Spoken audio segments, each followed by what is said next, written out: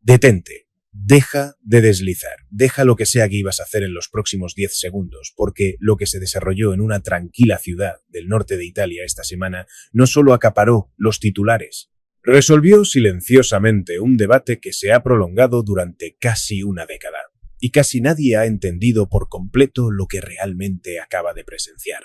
Imagina la escena. Una mujer baja sola de un coche, sin su marido al lado, sin un elenco de apoyo.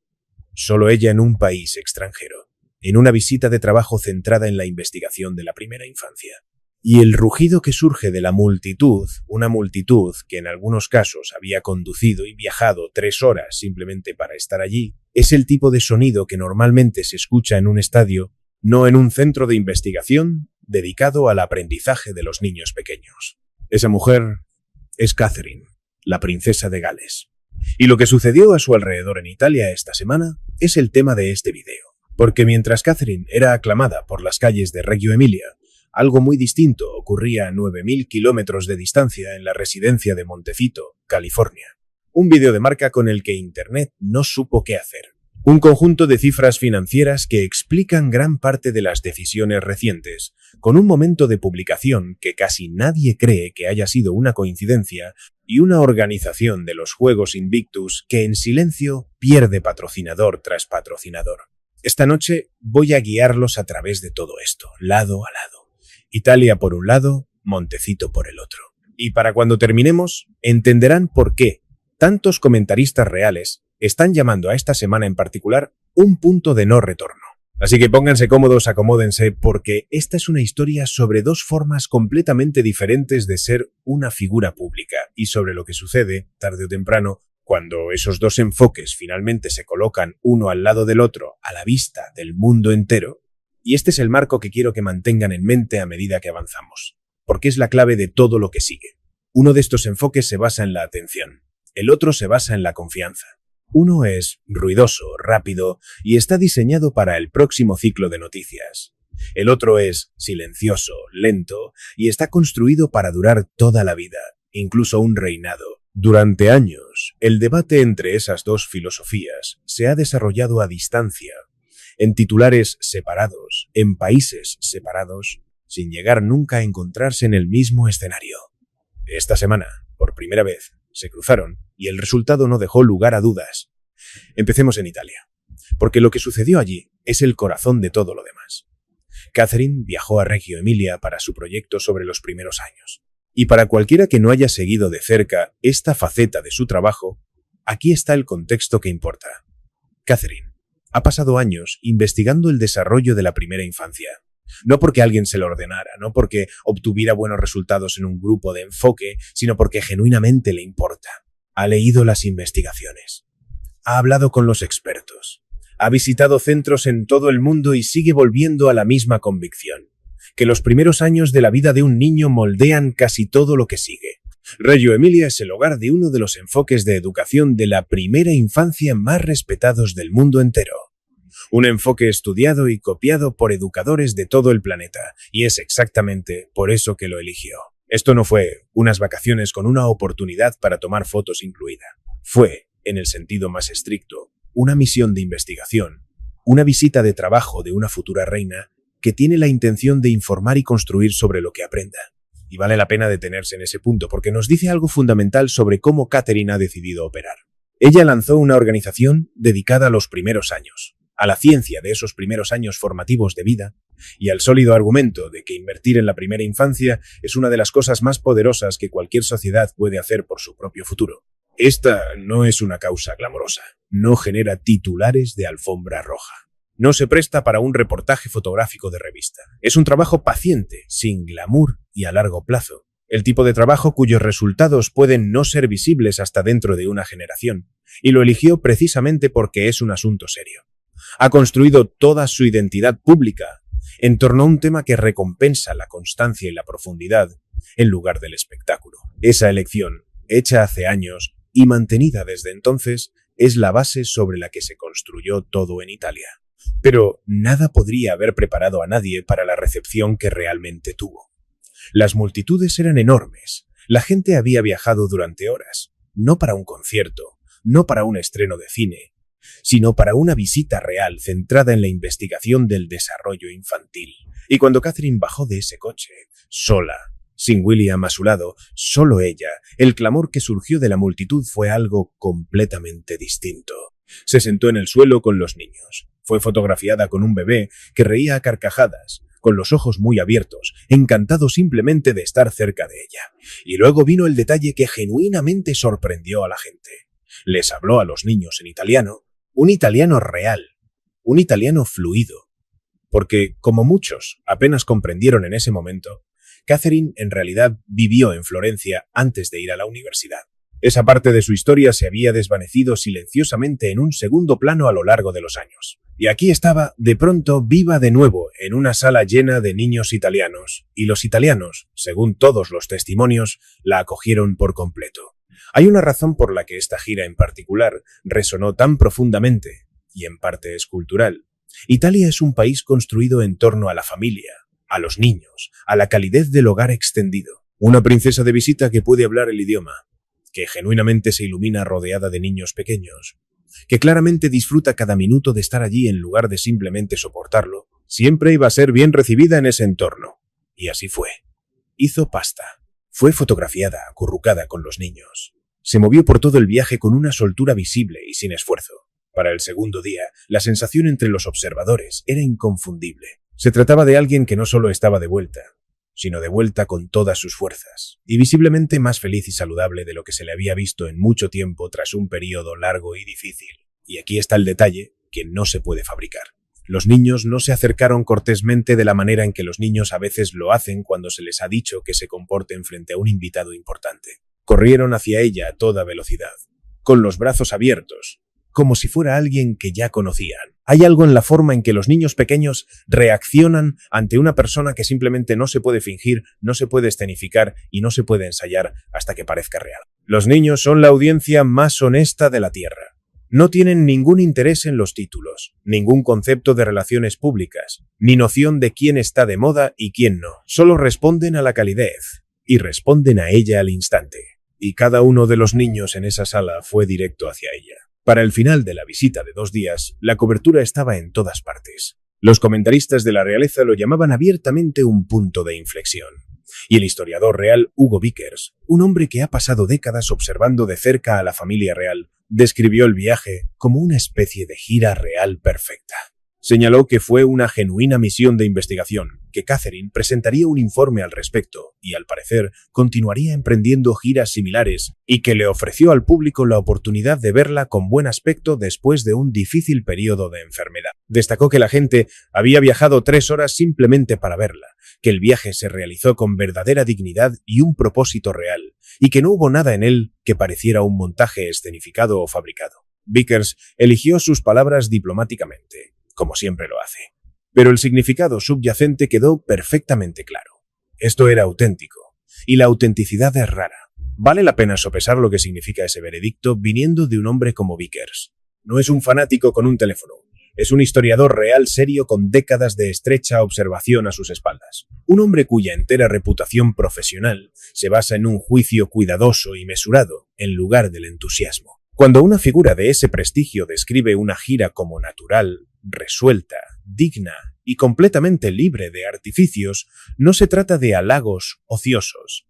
Es una evaluación profesional ponderada de alguien que ha presenciado innumerables apariciones reales, buenas y malas, escenificadas y genuinas, a lo largo de una carrera muy extensa. Él ha visto cómo luce lo prefabricado, ha visto cómo luce lo auténtico, y su veredicto sobre Reggio Emilia fue inequívoco. Ahora, guarden esa imagen en su mente. Una mujer sola en un país extranjero, hablando con fluidez el idioma local, rodeada de niños que corrieron hacia ella, aclamada por miles que habían conducido durante horas. Guárdenla, porque estamos a punto de cruzar el Atlántico. Y el contraste va a ser abismal. Justo por la misma época en que Catherine era vitoreada por las calles del norte de Italia, un tipo de contenido muy diferente apareció en Internet. Meghan Markle publicó un nuevo video promocional para su marca Asever, y la reacción en toda la red fue rápida y casi unánime. El vídeo, dependiendo de cómo se interprete, vendía mermelada, jalea, un producto de estilo de vida. Y permítanme ser claro y justo al revés. Nadie le envidia a nadie el derecho a construir un negocio y promoverlo. Ese no es el punto. El punto es el video en sí y la forma en que aterrizó. Los espectadores describieron a Meghan vestida con un traje de noche, tocándose el pecho, mirando dramáticamente a la cámara, bebiendo té de una manera que parecía tener la intención de sentirse aspiracional, cinematográfica o seductora o algo similar, y las secciones de comentarios, genuinamente, no lograban descifrar qué intentaba lograr. Un espectador lo describió como el comportamiento de alguien que cree ser mucho más fascinante de lo que el resto de nosotros realmente considera que es. Otro dijo que parecía una cinta de audición para un programa que nadie había encargado. Y esas descripciones perduraron porque capturaron algo real e importante. Existe una brecha entre cómo Meghan parece verse a sí misma y cómo la recibe realmente la audiencia. Y la difícil verdad, la verdad que subyace en toda esta historia, es que la brecha se ha ido ampliando, no reduciendo. Cuanto más se esfuerza por proyectar una cierta imagen, más visible se vuelve la distancia entre esa imagen y su recepción.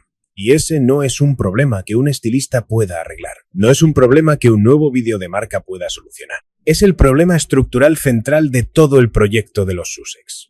Y vale la pena comprender por qué un vídeo así cae tan mal. Porque la razón es muy instructiva. La calidez genuina, del tipo que Catherine mostró sin esfuerzo aparente en Italia, no se anuncia a sí misma, no actúa. Simplemente existe, y la cámara, por casualidad, la capta. Un vídeo promocional construido en torno a miradas dramáticas y una iluminación cuidadosamente compuesta hace exactamente lo contrario. Está actuando la calidez, actuando la intimidad, actuando la aspiración. Y las audiencias del mundo moderno se han vuelto extraordinariamente buenas para detectar la diferencia entre un sentimiento real y la actuación de un sentimiento. Cuanto más pulida es la actuación, más claramente percibe el público esa brecha. Esa es la trampa. El mismo esfuerzo que pretende hacer atractiva a la marca es lo que advierte a los espectadores que les están intentando vender algo. Y una vez que una audiencia siente que le están vendiendo algo, la calidez se evapora por completo. Y esa pregunta, la interrogante sobre hacia dónde irá ahora, importa mucho más una vez que se comprende lo que realmente está pasando con el dinero, porque aquí es donde la historia deja de tratarse de imagen pública y empieza a ser una cuestión de aritmética. Fuentes cercanas a la pareja, según informes recogidos por múltiples medios, han descrito algo que explica en gran medida las recientes decisiones. Según los reportes, los Sussex necesitan un mínimo de alrededor de $6 millones cada año simplemente para cubrir el costo básico de su vida en la mansión de Montecito. $6 millones. Y esa cifra es la base antes de cualquier gasto adicional. Los informes de Page Six y otros medios indican que alrededor de $3 millones de ese total se destinan exclusivamente a la seguridad privada, cubriendo a la familia, incluidos los 2 niños. Además de eso, está la hipoteca de una propiedad que, según los informes, costó unos $15 millones. La marca Sever, en teoría, debía ayudar a resolver esa ecuación. Las mermeladas, las mieles, las velas, toda la selecta oferta de estilo de vida. Pero, según la mayoría de los reportes, los números no están cuadrando como sería necesario. La recepción ha sido mixta, en el mejor de los casos. Ha habido informes de una vela que llegó sin mecha. La mermelada de naranja se ha convertido en una especie de chiste recurrente en Internet. Y la sensación general de quienes observan la marca es que está generando atención sin generar el volumen de ventas que supondría un alivio significativo en un costo operativo anual de $6 millones. La atención y los ingresos no son lo mismo. Puedes tener mucho de uno y muy poco del otro. Y el panorama comercial más amplio tampoco es alentador. La relación con Netflix se ha enfriado y se han cancelado proyectos. El acuerdo con Spotify terminó hace tiempo. Las diversas puertas de Hollywood que debían abrirse de par en par en el momento en que dejaron el palacio se han mantenido, en su mayor parte, obstinadamente cerradas. Harry, según estos relatos, está centrado en el trabajo filantrópico en lugar de generar grandes cantidades de efectivo. Así que el dinero, según los reportes, escasea. Y vale la pena ser precisos sobre lo que eso significa realmente en la práctica, porque $6 millones al año no es una cifra abstracta, es una rueda de hámster. Es un número que tiene que alcanzarse una y otra vez cada año, independientemente de lo que haga el mercado, sin importar si el último lanzamiento de producto funcionó, sin importar si el último acuerdo se materializó.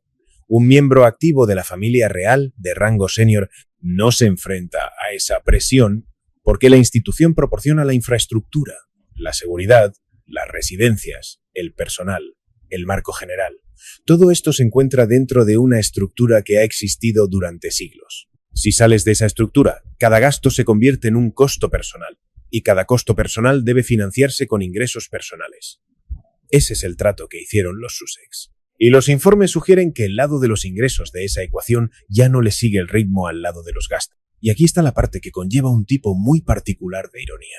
Una de las razones principales que dieron Harry y Meghan para dar un paso atrás en la familia real fue un deseo de independencia financiera. No querían que la institución, no querían que el rey tuviera ninguna medida de control o supervisión sobre sus finanzas. Querían hacerlo a su manera. Salieron, firmaron los grandes contratos y anunciaron al mundo que iban a demostrar que podía hacerse. Y ahora, según los informes, presuntamente necesitan unos 6 millones de dólares al año solo para no hundirse. La independencia por la que lucharon ha resultado ser extraordinariamente cara. Este no es un ataque triunfalista de tabloide. Es simplemente hacia donde nos ha llevado la aritmética. Pero, por muy incómodas que sean las finanzas, lo que está sucediendo con los huevos Invictus es un asunto diferente y mucho más grave. Se suponía que los huevos Invictus eran lo único que nadie podía cuestionar, sin importar lo que cada quien piense de Harry, sin importar lo que cada quien piense de Meghan. La idea básica, una competencia deportiva internacional para personal militar herido, lesionado y enfermo, es genuinamente buena. Proviene de un lugar real. Harry la fundó después de conmoverse con los Warrior Games de Estados Unidos. Y la causa conlleva un peso moral verdadero, que es exactamente la razón por la cual es tan difícil observar lo que le está sucediendo ahora. Boeing, un importante patrocinador corporativo de los juegos, según informes recientes, ha puesto fin a su relación de patrocinio y no la renovará. Esa información ha sido cubierta por la cadena de noticias estadounidense News Nation. Que una importante empresa aeroespacial se niegue silenciosamente a continuar no es una señal menor. Las corporaciones de ese tamaño no asocian sus nombres a las causas a la ligera, y tampoco se alejan de ellas a la ligera. Todo patrocinio de esa escala pasa por capas de revisión, capas de diligencia debida, capas de evaluación de riesgo de marca. Cuando una empresa de ese tamaño decide que la asociación ya no vale la pena, esa decisión transmite información. Te dice que en algún lugar dentro de una organización muy grande y muy cautelosa se emitió un juicio. El gobierno australiano, tras la gira de Harry y Meghan por allí, se negó a renovar un importante tramo de financiación vinculado a Invictus Australia, una decisión que tomó por sorpresa a la organización local. Y la historia financiera más amplia no siempre ha recibido el escrutinio que merece, incluidos los difíciles períodos por los que han pasado las organizaciones circundantes. Mientras tanto, el gobierno del Reino Unido ha comprometido una importante suma de dinero público, que según informes ronda los 26 millones de libras, para apoyar la edición de Birmingham de los Juegos planificada para 2027, dinero de los contribuyentes británicos destinado a apoyar un evento cuya base de patrocinio se encuentra visiblemente bajo presión. Y esa combinación dinero público fluyendo hacia adentro, mientras los patrocinadores privados fluyen silenciosamente hacia afuera, es precisamente la combinación que al final suele atraer un escrutinio muy serio. Cuando el contribuyente se convierte en el respaldo de un proyecto del que los socios comerciales se están alejando, el público adquiere el derecho de preguntar por qué. Y luego están las acusaciones formuladas por el autor de investigación Tom Bower en su libro reciente. Bower escribió que presuntamente se habían desviado fondos de Invictus hacia viajes en jets privados, hacia hoteles de 5 estrellas y hacia el transporte personal de Harry y Meghan. Ahora, es importante ser justos y precisos aquí. Esas afirmaciones han sido cuestionadas. Son acusaciones en un libro, no conclusiones de ningún tribunal, y deben describirse exactamente como eso.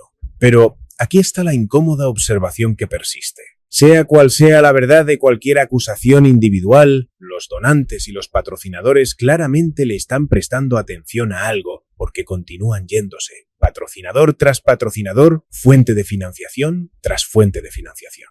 El patrón de salidas es real. Incluso cuando las acusaciones individuales siguen siendo impugnadas, las acusaciones siempre pueden disputarse. Pero un patrón constante, visible e interanual de socios que deciden alejarse es mucho más difícil de ignorar. Para cualquier persona en el Reino Unido que haya crecido con una reverencia genuina por las Fuerzas Armadas, y eso describe a una enorme cantidad de personas, la idea de que los veteranos heridos puedan verse eclipsados en su propio evento por la gestión de marca personal de 2 individuos no es meramente decepcionante. Es el tipo de cosas que genuinamente indigna a la gente. Se supone que los veteranos son la historia. Se supone que ellos son el punto central. Los juegos existen para honrar su resiliencia, su sacrificio y su recuperación. Cualquier cosa que desvíe el foco de atención lejos de ellos y hacia las personalidades en la cima es una traición a la idea fundacional, sin importar cuál haya sido la intención detrás de ello. Cada una de estas maniobras comparte una única característica en común. Todas son intentos de controlar una narrativa que francamente ya se les ha escapado. Y la razón por la que se les ha escapado reside en un conjunto de fotografías de Italia. Fotografías de una mujer que luce completamente a gusto, chostica de personas que viajaron 3 horas simplemente para verla. La gente suele decir que Catherine hace que parezca que no requiere esfuerzo, y eso es cierto. Pero lo que se dice con mucha menos frecuencia es lo que esa aparente facilidad realmente le ha costado a lo largo de los años. Piensen en lo que esta mujer ha tenido que atravesar a la vista del público. Paparazzis acampados frente a su apartamento antes de que siquiera se casara con William. Fotografías suyas en topless, publicadas sin su consentimiento en 2012. Años de comentarios implacables sobre su peso, su ropa, su familia, sus expresiones faciales, el hackeo de su teléfono y especulaciones interminables sobre su matrimonio. Y luego, el año pasado, mientras se sometía en privado a un tratamiento contra el cáncer, las redes sociales decidieron que su ausencia de la vida pública era de alguna manera sospechosa y procedieron a diseccionar su matrimonio, su salud, su apariencia y su paradero con un nivel de atrevimiento que, por momentos, se volvió genuinamente perturbador. Vale la pena detenerse en ese último episodio por un momento, porque fue genuinamente una de las cosas más sombrías que Internet ha hecho en la historia reciente. Una mujer se estaba sometiendo en silencio y en privado a un tratamiento contra el cáncer. Y en lugar de extenderle la cortesía humana básica de la privacidad, vastos sectores de las redes sociales trataron su ausencia como un misterio por resolver, un rompecabezas que armar, una conspiración que exponer. Personas que nunca la habían conocido, que no sabían absolutamente nada sobre su situación real, se sintieron con el derecho de exigir explicaciones, de inventar teorías, de especular sobre su cuerpo y su matrimonio como si fuera un personaje de ficción en lugar de una mujer real con un diagnóstico real y aterrador y 3 niños reales en casa. Fue un punto bajo. Y la forma en que ella respondió a esto nos dice casi todo lo que necesitamos saber sobre ella, porque a través de todo ello, ni una sola vez se convirtió en una víctima. Eso es lo que genuinamente separa a Catherine de tantas figuras públicas modernas.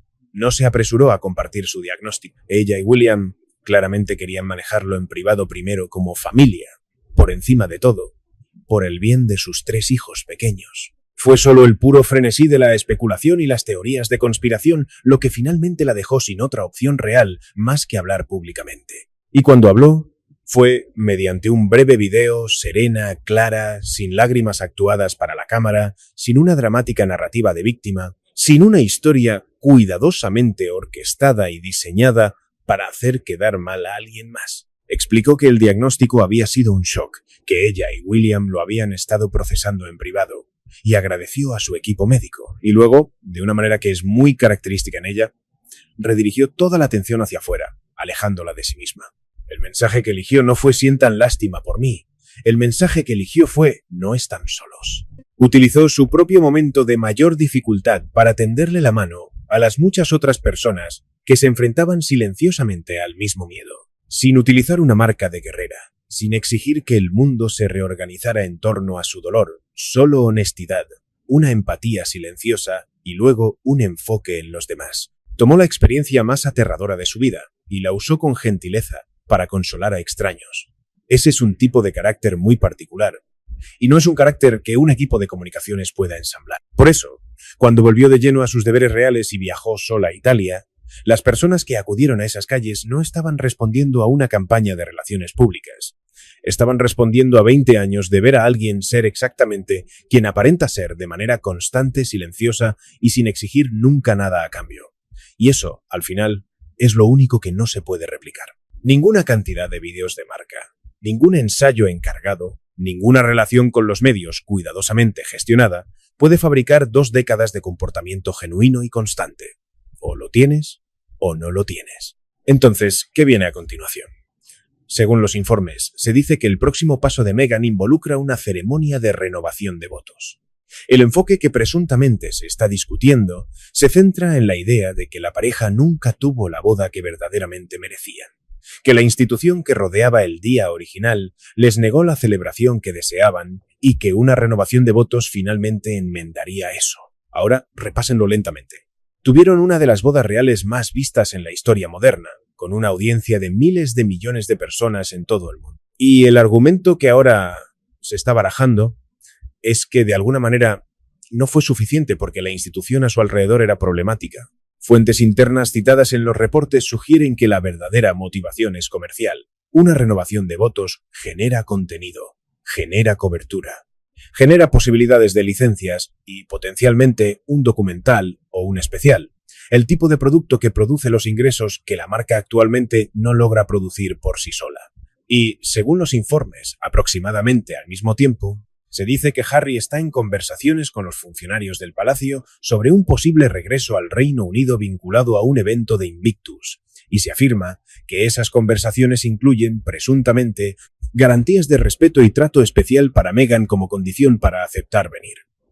Y aquí está la simple verdad que cada una de las personas que está viendo esto ya entiende instintivamente, no se puede negociar el respeto. Han pasado toda su vida aprendiendo que el respeto se gana, nunca se exige. Se construye lentamente a lo largo de años de presentarse, de hacer el trabajo y de no hacer que todo gire en torno a ti. Catherine ni una sola vez ha tenido que pedirlo. Se lo ganó de la única manera en que genuinamente se puede ganar. Si recuerdan cómo fue la propia gira de los Sussex por Australia, la controversia que la siguió, las interrogantes sobre la financiación que surgieron después y la sensación persistente de que la maniobra se trataba más de ellos que de las personas que estaban visitando, entonces ya entienden por qué la comparación importará tanto. Y según los informes, aproximadamente al mismo tiempo, se dice que Harry está en conversaciones con los funcionarios del palacio sobre un posible regreso al Reino Unido vinculado a un evento de Invictus, y se afirma que esas conversaciones incluyen, presuntamente, garantías de respeto y trato especial para Meghan como condición para aceptar venir. Y aquí está la simple verdad que cada una de las personas que está viendo esto ya entiende instintivamente, no se puede negociar el respeto. Han pasado toda su vida aprendiendo que el respeto se gana, nunca se exige. Se construye lentamente a lo largo de años de presentarse, de hacer el trabajo y de no hacer que todo gire en torno a ti. Catherine ni una sola vez ha tenido que pedirlo. Se lo ganó de la única manera en que genuinamente se puede ganar. Y ahora el próximo capítulo ya se asoma en el horizonte, porque William y Catherine se dirigen a Australia. Si recuerdan cómo fue la propia gira de los Sussex por Australia, la controversia que la rodeó, las interrogantes sobre la financiación que la siguieron y la sensación persistente de que todo el ejercicio se trataba, de alguna manera, más de la pareja que del país que estaban visitando, entonces ya entienden exactamente por qué esta próxima gira importa tanto. El mismo destino, un enfoque completamente diferente y un público que recuerda la diferencia. William y Catherine no van a hacer nada dramático en Australia, no van a emitir un comunicado sobre Harry y Meghan, no van a reconocer nada de esto públicamente en absoluto. Simplemente van a presentarse, hacer el trabajo y conectar con la gente de manera genuina.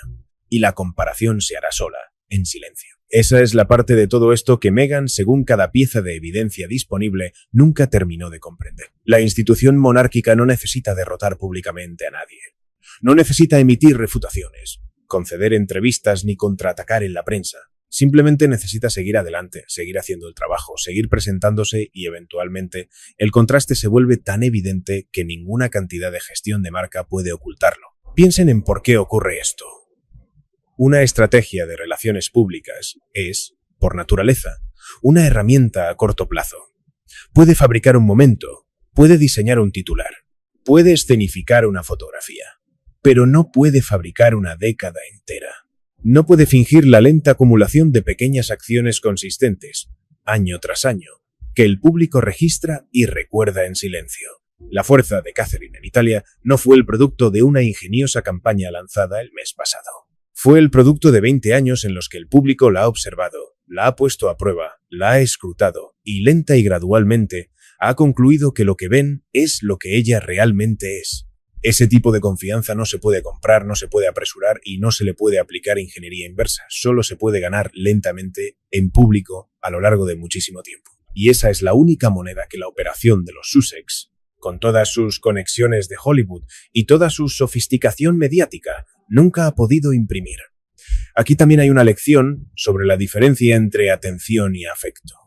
La estrategia de los Sussex se ha construido una y otra vez en torno a capturar la atención. El vídeo de la marca, el artículo, el drama de la cadena, el documental, las memorias. Cada uno está diseñado para hacer que la gente mire, y en el sentido estricto, funciona. La gente mira, pero la atención no es lo mismo que el afecto, y ciertamente no es lo mismo que la confianza. Puedes acaparar una cantidad enorme de atención y aún así generar muy poca calidez. Las multitudes en Reggio Emilia no estaban allí por curiosidad. No estaban allí para mirar boquiabiertos. Estaban allí porque genuinamente admiran a la mujer. Eso es afecto. Eso es confianza. Y vale infinitamente más y dura infinitamente más que cualquier cantidad de clics. Así que aquí es donde aterrizamos. Cuando ves imágenes de Catherine en Italia, no estás presenciando una operación de relaciones públicas. Estás viendo el resultado visible de 20 años de trabajo genuino y constante. Finalmente en plena exhibición para el mundo entero al mismo tiempo. Una mujer sola en un país extranjero, hablando el idioma local, sentándose en el suelo, con niños que corrían hacia ella sin dudarlo, mientras miles de personas que habían conducido durante horas se quedaban de pie en la calle y la aclamaban. Meghan pasó años, según cualquier lectura honesta de los hechos, intentando convertirse en la estrella de la institución monárquica. Catherine pasó esos mismos años convirtiéndose, en silencio, en su futuro. Y esas son dos ambiciones muy distintas, con dos finales muy distintos. Las estrellas dependen de un reflector y un reflector siempre puede moverse, apagarse o apuntar hacia otro lado. Una institución no depende en absoluto de los reflectores. Depende de la continuidad, del deber, del trabajo paciente, de simplemente estar ahí, año tras año, reinado tras reinado. Las estrellas se apagan, las instituciones perduran. Italia no fue el comienzo de esta historia. Fue simplemente el momento en el que el desenlace se volvió imposible de ignorar. Y ninguna renovación de votos, ningún ensayo, ningún boicot de cadenas y ningún vídeo de marca cuidadosamente estilizado va a cambiar lo que esa imagen de Reggio Emilia realmente significa, ni la profundidad con la que ya ha calado. Manténganse atentos, sigan observando, porque William y Catherine en Australia está por venir. Y algo me dice que valdrá la pena seguir ese capítulo muy pero muy de cerca. Nos vemos allí.